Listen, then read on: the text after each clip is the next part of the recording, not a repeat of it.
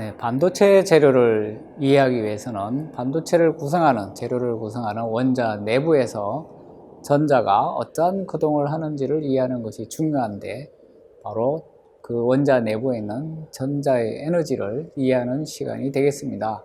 전자의 에너지는 에너지가 연속적이지 않고 어떠한 값을 가질 수 있는지에 대한 이해가 필요합니다. 그래서 불연속적인 전자 에너지를 이해하는 시간이 되겠습니다. 네, 안녕하세요 여러분. 3차시 원자 내부의 전자에너지 시간이 되겠습니다. 원자 내부에서 나오는 빛을 관찰하면 그 원자 내부에 있는 전자에너지를 알 수 있다 말씀을 드렸고요. 그래서 이 수소 원자에서 방출되는 빛의 파장은 선 스펙트럼이라는 것을 지난번에 살펴보았습니다. 그리고 그 선 스펙트럼을 보면 전자의 에너지가 불연속적이다, 연속적이지 않다는 것을 알 수가 있습니다. 그래서 지난번에 그러한 선 스펙트럼 실험 결과를 바탕으로 실험식을 사람들이 만들었습니다. 그래서 이러한 실험식이 어떻게 나오게 됐는지를 살펴보게 되겠습니다. 그래서 이러한 선 스펙트럼을 설명하기 위해서 1913년에 보어가 주장을 했습니다. 수소 원자에서 방출되는 빛의 에너지가 불연속, 이것을 설명을 해야 되고, 그래서 가정을 세웠습니다. 증명이 된 건 아니었고요. 가정을 세웠는데, 첫 번째 가정입니다. 첫 번째 가정은, 자, 원자에서 전자는 원운동을 하고 있다고 생각하고 있습니다. 그래서 태양계를 도는 그러한 혹성처럼 전자가 핵주위를 돌고 있다. 그래서 운동량, 각 운동량이 있게 되는데, 그 각 운동량이 아무 값이나 가질 수 있는 것이 아니다. h는 플랑크 상수인데 h를 2파이로 나눈 값, 2파이분의 h의 정수배만 허용이 된다. 이러한 가설을 세웠습니다. 이것을 정상상태 가설이라고 합니다. 이러한 상태만 안정하다, 이런 뜻이죠. 나머지 상태는 안정하지 않기 때문에 존재할 수가 없다. 이러한 것이 되겠습니다. 또 하나는, 그래서 안정된 상태에서 다른 안정된 상태로 이동할 때 그때 빛이 나온다는 가설입니다. 안정된 상태가 한 개만 있는 것이 아니고 여러 개가 있는데, 그 안정된 상태에서 이동할 때 에너지 차이가 생기겠죠. 그 에너지 차이만큼 빛이 나온다는 것이 두 번째 가설입니다. 그래서 그림에 보면 가운데 핵이 있고 주변에 전자가 원운동을 하고 있습니다. 자, 원운동을 하면 원심력이 발생하죠. 바깥쪽으로 원심력이 발생합니다. 원심력이 발생하면 밖으로 날아가게 되겠지만, 핵은 플러스를 띠고 있죠. 양성자가 있어서 그렇습니다. 전자는 마이너스 전하를 띠고 있고, 그래서 두 전하 사이에는 인력이 작용합니다. 잡아당기는 힘이죠. 그래서 이 잡아당기는 힘하고 원심력이 균형을 이루고 있습니다. 이러한 균형을 이루어서 원운동을 유지하는 것이죠. 그래서 플러스하고 마이너스 사이에는 쿨롱력이 작용합니다. 쿨롱의 법칙이죠. 쿨롱의 법칙. 그 다음에 원심력은 이 원심력 뉴턴의 역학으로부터 계산이 가능합니다. 각 운동량도 계산이 됩니다. 핵으로부터 전자 위치까지 위치 벡터에다가 선 운동량을 곱하면 이게 각 운동량이 됩니다. 그래서 각 운동량이 바로 h바의 정수배가 된다. 이것이 보어의 첫 번째 가정입니다. 그래서 h바는 2파이분의 h를 나타냅니다. 그래서 2파이분의 h의 정수배만이 허용이 된다. 그 값만 허용된다. 이런 것이죠. 그래서 각 운동량이 정수배로 주어진다는 것을 가설로 삼았습니다. 각 운동량을 알 필요가 있겠죠. 우리가 선 운동량은 역학에서 많이 배웁니다. 어떤 질량 m의 물체가 속도 v로 선 운동을 하게 되면 그 운동량은 m 곱하기 v로 정의를 합니다. 질량에다가 속도를 곱한 것이죠. 이것이 선 운동량입니다. p로 일반적으로 표시를 하죠. 둘 다 벡터입니다. 즉 방향과 크기가 있다. 이것이 벡터죠. 속도는 방향이 있죠. 위로 갈 수도 있고 아래로 갈 수도 있고 여러 가지 방향을 가질 수가 있습니다. 그 방향에, 그리고 그 크기에, 또 속도의 크기가 있죠. 얼마나 빠른 속도로 움직이느냐, 그 크기에 질량을 곱하면 바로 운동량이 됩니다. 운동량은 움직이는 방향을 가집니다. 그래서 P도 바로 벡터가 됩니다. 각 운동량은 그 회전하는 정도를 나타내는 것입니다. 어떤 원점에 대해서 어느 정도의 회전력을 가지느냐, 회전하는 정도가 어떻게 되느냐 하는 것을 나타내는 것이 각 운동량입니다. 그래서 각 운동량은 수식으로 잘 정의가 되어 있습니다. 그래서 어떤 원점이 필요합니다. 어디에 대한 각 운동량인가? 그래서 원점으로부터 물체가 위치한 곳까지 거기에 위치가 있겠죠. 그 위치를 R로 표시했는데 그것을 위치 벡터라고 합니다. 원점에서부터 물체가 위치한 위치까지의 위치 벡터 R하고 그 물체가 움직이는 속도가 있겠죠. V입니다. 그래서 질량과 V를 곱하면 선운동량이 되는데 바로 위치 벡터하고 외적을 하면 가운데 곱하기가 외적 표시입니다. 벡터와 벡터를 곱하는 것은 일반적인 벡터가 아니고 외적이라고 합니다. 그래서 이것을 외적한 거, 위치 벡터와 선운동량을 외적한 거, 이것을 각운동량으로 정의를 합니다. 그 각운동량 벡터의 방향은 위치 벡터하고 속도의 수직입니다. 그림에 보시면 L이 표시되어 있죠. R에도 수직이고 V에도 수직입니다. 그래서 각운동량 L은 R 곱하기 MV인데 MV는 선운동량 P죠. 그래서 R 곱하기 P로도 표시할 수가 있습니다. 여기서 외적을 잠깐 살펴보고 가겠습니다. A하고 B는 두 벡터인데 A 크로스 B, 외적은 곱하기를 크로스로 읽어서 A 크로스 B가 될 텐데 A 크로스 B는 어떻게 정의가 될까요? 오른쪽에 보면 A 벡터, B 벡터 두 개가 나와 있습니다. 우선 벡터의 방향을 결정해 보겠습니다.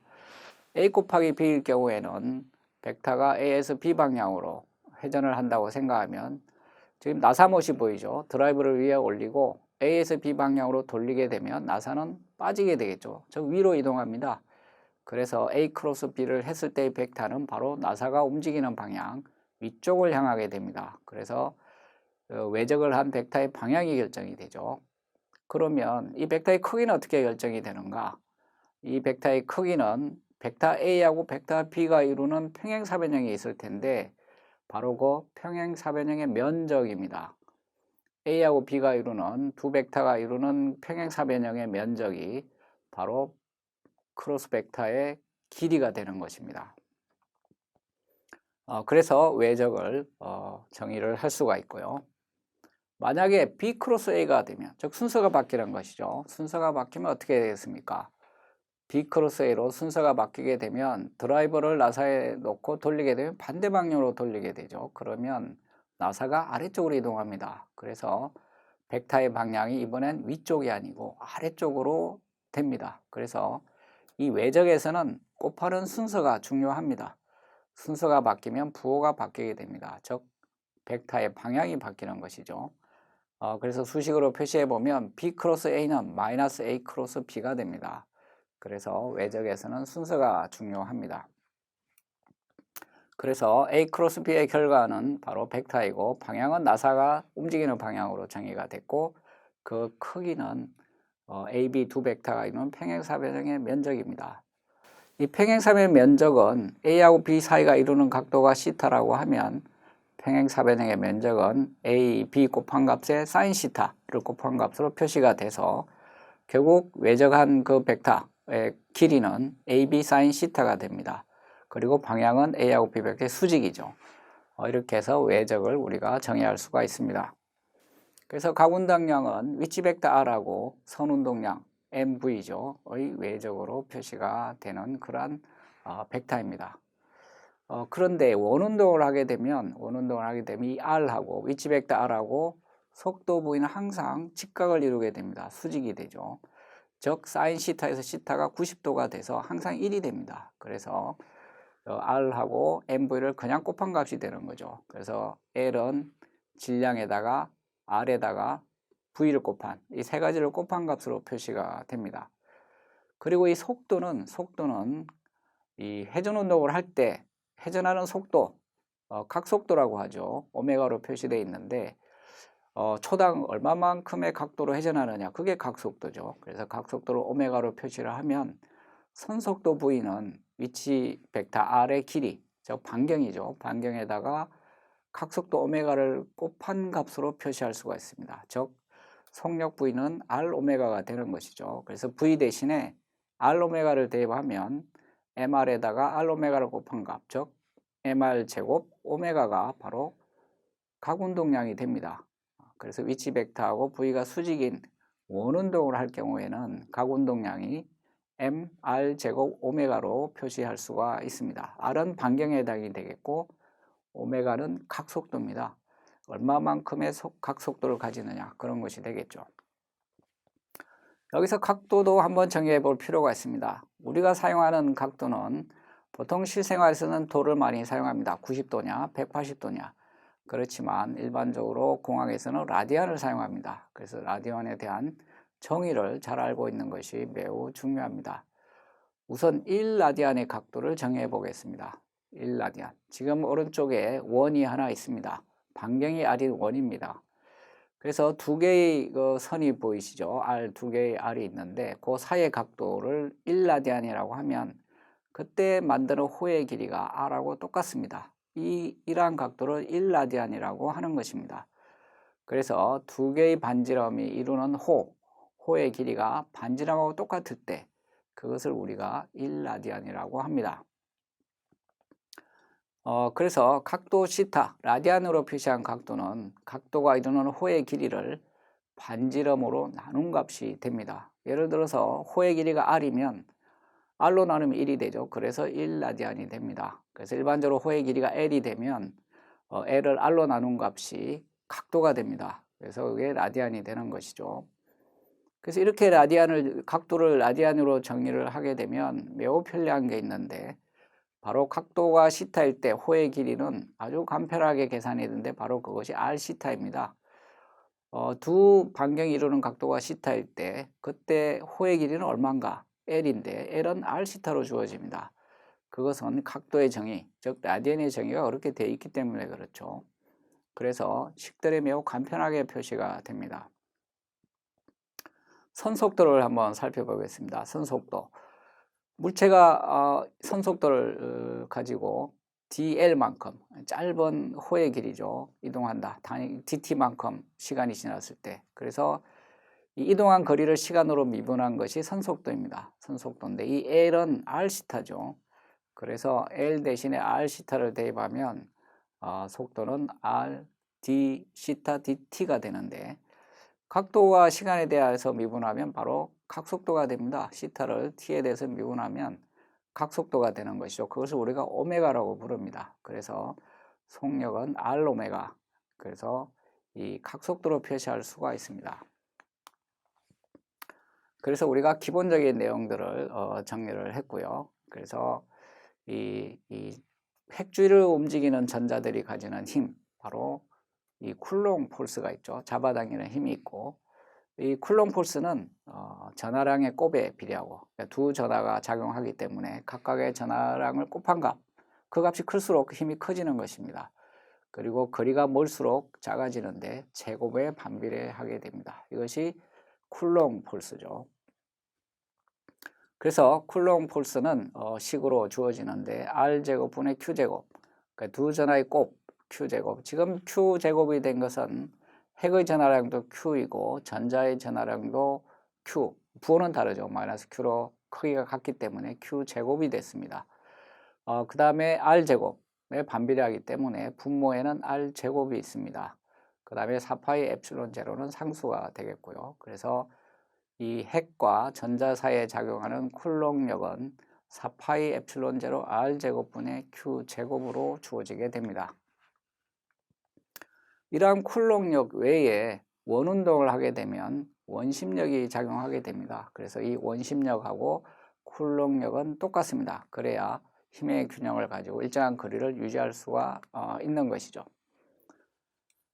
선속도 V로 운동하는 질량 M의 물체에 힘이 하나도 작용하지 않는다. 그러면 그 방향으로 계속 날아가게 되겠죠. 지금 선으로 표시를 해놨는데 직선 운동을 하게 될 것입니다. 그렇지만 이 쿨롱 폴스가 작용하게 되면 힘이 계속 안쪽으로 작용해서 속력이 계속 방향을 바꾸게 됩니다. 그래서 원운동을 하게 되는 것이죠. 그래서 이 중심 방향으로 쿨롱 폴스가 작용하기 때문에 전자가 움직이는 방향이 자꾸 이제 변하게 되겠죠. 그래서 처음 시간 t1에서 vt1의 속도로 움직였다고 하면 지금 그림에 표시를 해놨죠. 잠시 후 t2의 시간에서는 위치가 바뀌게 되겠죠.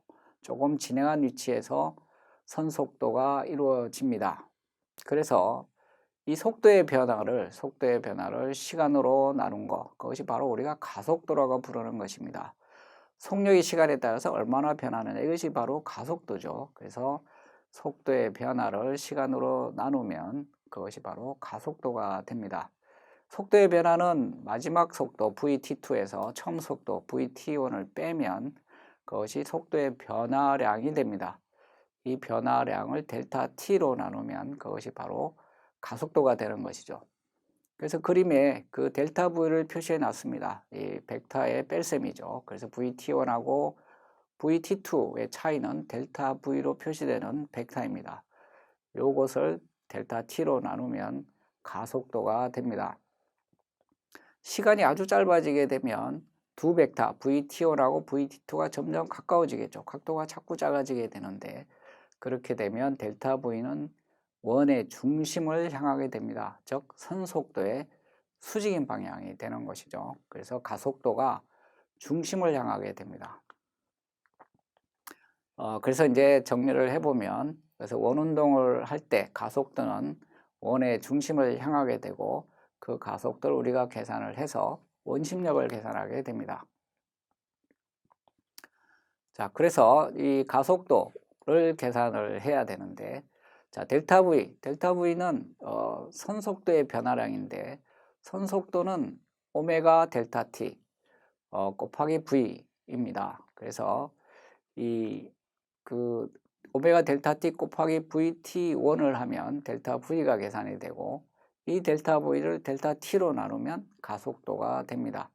그래서 A는 델타 V 델타 T가 되고 그것이 바로 오메가 V가 되는 것이죠. 그래서 선속도는 R 오메가이므로 A는 오메가 V에서 V 대신에 R 오메가를 넣게 되면 R 오메가 제곱이 돼서 그래서 이 가속도가 계산이 됩니다. 힘은 가속도의 질량을 곱한 것이 뉴턴의 법칙인데 그래서 질량 m에다가 R 오메가 제곱을 곱하면 바로 원심력 혹은 구심력이 계산이 됩니다. 그래서 질량 m인 물체가 반경 r로 각속도 오메가로 회전을 하게 되면 바로 구심력은 mr 오메가 제곱으로 주어진다는 것입니다. 그래서 이러한 그 구심력하고 쿨롱력이 똑같아지는 균형을 가진 상태에서 원운동을 하게 되고 이러한 원운동을 가지고 전자의 에너지를 계산할 수가 있습니다. 전자의 총 에너지를 계산을 해야 되는데 전자의 에너지는 운동 에너지하고 위치 에너지로 구분을 할 수가 있습니다. 운동 에너지는 전자가 속도 v로 움직이기 때문에 가지는 에너지입니다. 운동 에너지죠. 그 다음에 위치 에너지는 그 전자가 그 위치에 있기 때문에 가지는 에너지입니다. 위치 에너지의 정의는 기준점으로부터 어떤 기준점으로부터 현재의 위치까지 전자를 가져올 때 얼마만큼 에너지가 필요한가, 그 에너지가 바로 위치 에너지가 됩니다. 예를 들어서 기준점이 제로인데 제로 줄이죠. 에너지로 따지면 거기서부터 현재 위치까지 옮기는데 5줄의 에너지가 필요하다. 그러면 위치 에너지는 5줄이 되는 것입니다. 그래서 이것이 이제 위치 에너지가 되겠고요.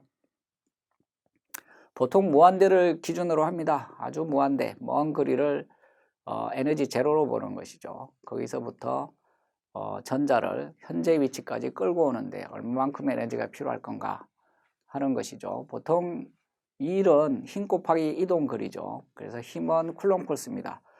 플러스하고 마이너스 사이 인력이 작용하기 때문에 힘은 4파이 엡실론 제로 R 제곱분의 Q 제곱, 이게 쿨롱 펄스 힘이고요. 무한대 거리로부터 현재 거리 R까지 가져오는데 얼마만큼의 에너지가 필요한가, 그건 이동 거리를 곱하면 되는데 dr로 적분을 하면 됩니다. 무한대부터 현재 위치 R까지 4파이 엡실론 제로 R 제곱 Q 제곱이란 힘을 거리로 적분하면 바로 그것이 소요된 에너지, 인량이 되는 것입니다. 그래서 적분을 하면 4파이 엡실론 R분의 마이너스 Q제곱이 되는데 무한대부터 R까지이기 때문에 계산을 해보면 4파이 엡실론 제로 R분의 마이너스 Q제곱이 됩니다. 이것이 바로 위치 에너지입니다. 이 핵으로부터 거리 r인 위치에 있는 전자의 위치 에너지는 바로 4파이 엡실론 제로 r분의 마이너스 q 제곱으로 주어지는 것이죠.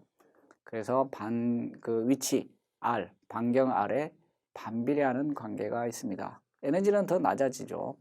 왜냐하면 서로 인력이 작용하기 때문에 이 가까운 위치로 올수록 에너지가 점점 낮아져서 마이너스 부호를 가지게 됩니다. 이러한 그 위치 에너지에다가 운동 에너지를 더하면 총 에너지가 되는데, 운동 에너지는 뉴턴 역학에서 우리가 잘 아는 2분의 1 mv 제곱입니다. 그래서 아래쪽 식의 E는 첫 번째 항 2분의 mv 제곱은 전자의 운동 에너지를 나타내고요. 두 번째 마이너스 4파이 엡실론 제로 r분의 q 제곱, 전자의 위치 에너지를 나타냅니다. 이 두 개를 합한 게 총 에너지고, 이 총 에너지를 E로 표시하고 있습니다. 2분의 1 mv 제곱 운동 에너지는 8파이 엡실론 제로 r분의 q 제곱으로 표시가 되고요. 뒤에 D분의 4파이 엡실론 제로 r분의 q 제곱은 분모 분자 2를 곱해보면 8파이 엡실론 제로 r분의 2q 제곱이 되겠죠. 그래서 두 개를 간단하게 하면 마이너스 8파이 엡실론 제로 r분의 q 제곱이 됩니다. 이 반경 r인 위치에 있는 전자가 가지는 총 에너지는 바로 이 식으로 주어진다는 것이죠. 이건 고전역학에서 계산이 된 겁니다. 원운동을 할 때는 구심력하고 쿨력량이 동일한 값으로 가지고 있고요. 그래야만 원운동을 할 수가 있겠죠. 그래서 구심력, 즉 R분의 mv 제곱이 구심력이고, 그 다음에 쿨력력 4파이 엡실론 제로 R 제곱분의 Q 제곱이 두 전하 사이에 작용하는 쿨력력입니다. 이 두 개가 같아야 된다는 것이죠. 그래서 R분의 mv 제곱에서 2분의 1 mv 제곱 값을 계산할 수가 있는데, 우리가 앞에서 사용한 식입니다. 그래서 mv 제곱, r분의 mv 제곱이 구심력이고 2분의 1 mv 제곱 운동 에너지죠. 그래서 운동 에너지를 바로 이 4파이 엡실론 r 제곱을 q 제곱의 항으로 표시할 수가 있습니다. 그래서 앞에서 계산한 2분의 1 mv 제곱은 8파이 엡실론 제로 r분의 q 제곱으로 표시할 수가 있는 것이죠. 그래서 전자의 총 에너지가 계산이 된 것입니다.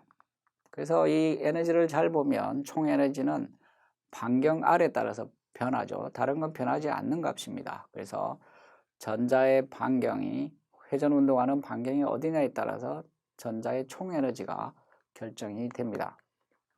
그런데 앞에서 계산한 에너지는 다 고전역학입니다. 뉴턴 역학이죠. 보어가 세운 가설은 여기에 뉴턴 역학에 위배되는 것입니다. 어쨌든 가설이죠. 그래서 각 운동량의 제곱은 h바의 정수배가 돼야 된다 하는 것이 가설입니다. 그래서 여기 보면 L은 mr 제곱 오메가인데, 이것이 h바의 정수배가 돼야 된다는 것이죠. nh바.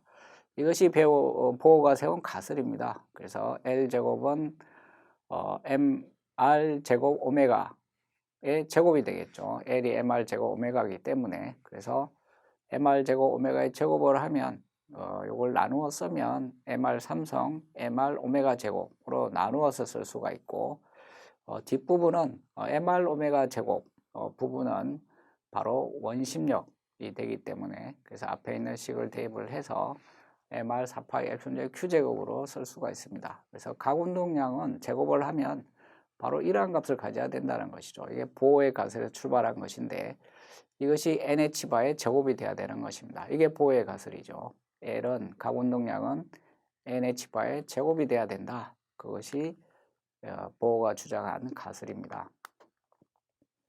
그래서 다시 써보면 각 운동량의 제곱은 맨 위에 있는 식처럼 nh바의 제곱이 되고, 고전역학에서 유도한 건 mr 4파이 엡실론 제로분의 q 제곱으로 주어지죠. 그래서 여기로부터 r분의 1을 정리해낼 수가 있는데, 그래서 위식에서 r분의 1에 대해서 정리를 해보면 nh바의 제곱 4파이 엡실론 제로분의 mq 제곱으로 정리가 됩니다. 위식을 갖고 이렇게 계산을 해보면 간단하게 유도가 됩니다. 그래서 r분의 1은 nh바 제곱 4파이 엡실론 제로분의 mq 제곱으로 정리가 되고요.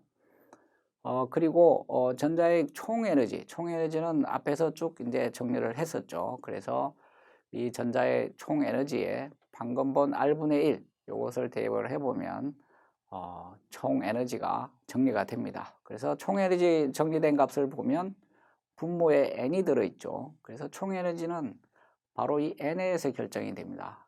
m은 질량인데 변하지 않죠. q는 전하인데 변하지 않습니다. 32도 변하지 않고 파이도 변하지 않고 엡실론 제로도 상수고요. h바도 상수입니다.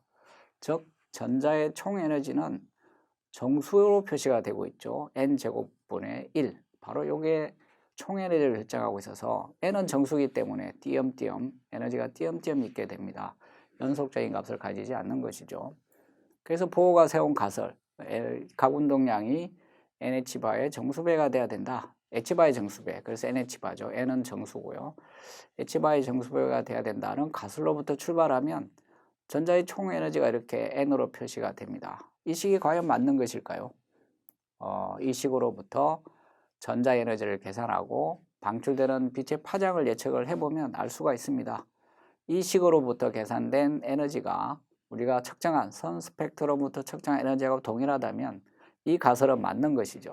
그래서 이 보호가 유도한 이 식하고 우리가 수소 방면에서 관찰되는 선 스펙트럼의 파장하고 비교를 해보면 이것이 잘 맞는지 안 맞는지 알 수가 있습니다.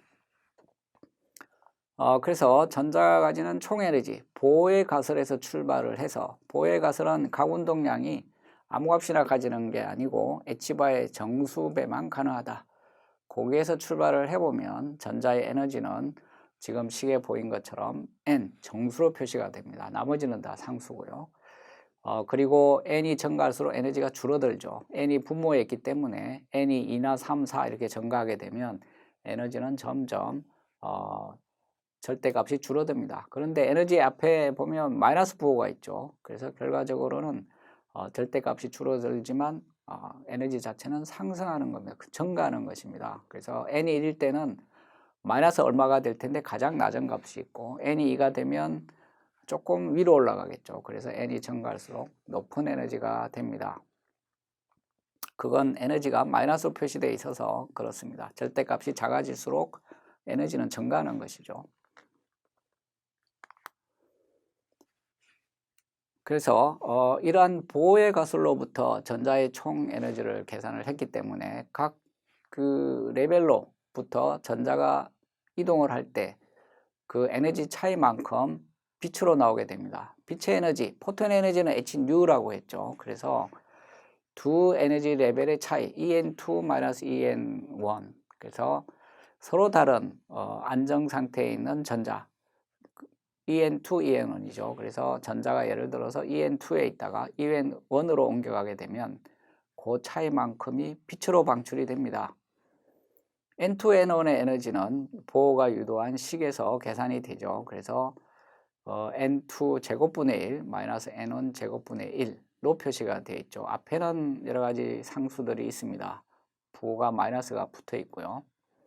요게 앞에 마이너스가 있어서 마이너스를 없애면 N2하고 N1의 위치가 바뀌게 되겠죠. 그래서 N1 제곱분의 1 마이너스 N2 제곱분의 1로 변경이 되어 있습니다. 그래서 요 차이만큼의 에너지가 빛으로 나온다는 것이죠. 그래서 전자가 가질 수 있는 에너지는 모든 에너지를 다 가질 수 있는 게 아니고 저 식으로 주어지는 주로 정수로 정의되는 그 에너지만 가질 수가 있는데 그 에너지 레벨마다 위치가 바뀌게 되면 그 차이만큼은 빛으로 나온다는 것이죠. 그래서 요 식에서 계산된 빛의 파장하고 실험에서 측정한 파장하고 일치하는지를 보면 이 과정이 잘 맞는지를 알 수가 있습니다. 그래서 실험식하고 한번 맞춰보겠습니다. 예전에 실험식을 사람들이 실험 결과로부터 만들어냈는데 그 실험식하고 보호의 가설에서 유도한 식하고 비교를 해보면 형태가 똑같다는 걸 알 수가 있습니다. N1 제곱분의 1 마이너스 N2 제곱분의 1. 여기서 N1이 1이면 가장 에너지가 낮은 쪽으로 떨어지는 전자에서 나오는 빛이고 N이 2면 두 번째 높은 에너지, 그러니까 첫 번째가 가장 에너지가 낮은 것이고 그 다음 높은 에너지로 떨어지는 그러한 전자에서 나오는 빛입니다. 그래서 이 유도한 보호의 가설이 유도한 식하고 실험식하고 잘 일치하는 걸 볼 수가 있죠. 그래서 이 보호가 유도한 이 식이 맞다는 것을 우리가 증명할 수가 있습니다. 실험하고 유도한 식이 일치한다는 것이죠. 그래서 이러한 전자의 거동을 살펴보면 고전적으로는 연속적이어야 되는데 전자의 에너지가 연속적이지 않고 설명하기가 어렵습니다. 그래서 보호는 그냥 가정을 한 것이죠. 전자의 특성은 지금 이제 그 에너지가 불연속이고 그리고 고전역학을 따르지 않고 새로운 가정이 필요했습니다. 그래서 다음 시간에는 이러한 그 우리 가정에서 출발한 것을 보다 더 기본적인 식으로 또 풀어보도록 하겠습니다. 이러한 식의 이해가 바로 반도체 재료를 이해하는 데 매우 필요한 요소가 되겠습니다. 네, 여러분 수고하셨습니다.